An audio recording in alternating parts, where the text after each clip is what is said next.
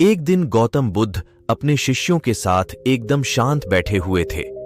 उन्हें इस प्रकार बैठे हुए देख शिष्य चिंतित हुए कि कहीं वह अस्वस्थ तो नहीं है।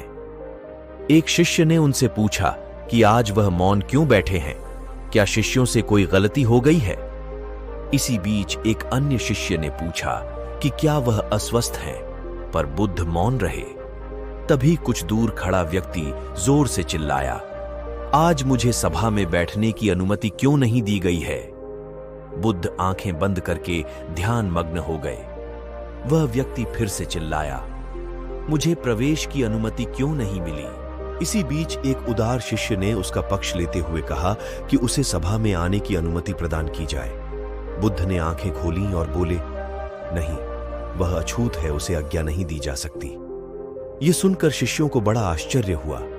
बुद्ध उनके मन का भाव समझ गए और बोले, हां, वह अछूत है। इस पर कई शिष्य बोले, हमारे आश्रम में जात पात का कोई भेद ही नहीं, फिर वह अछूत कैसे हो गया? तब बुद्ध ने समझाया, आज वह क्रोधित होकर आया है। क्रोध से जीवन की एकाग्रता भंग होती है। क्रोधी व्यक्ति प्राय मानसिक हिंसा कर बैठता है, इसलिए जब तक वह क्रोध में रहता है तब तक अछूत होता है। इसलिए उसे कुछ समय एकांत में खड़े रहना चाहिए। क्रोधित शिष्य भी बुद्ध की बातें सुन रहा था। पश्चाताप की अग्नि में तप कर वह समझ चुका था कि अहिंसा ही मनुष्य का महान कर्तव्य व परम धर्म है। वह बुद्ध के चरणों में गिर पड़ा और कभी क्रोध न करने का प्रण लिया। शिक्षा आशय यह है कि क्रोध के कारण व्यक्ति अनर्थ कर बैठता है और पश्चाताप उसे बाद में होता है, जिसका कोई लाभ नहीं मिलता। इसलिए हमें क्रोध नहीं करना चाहिए।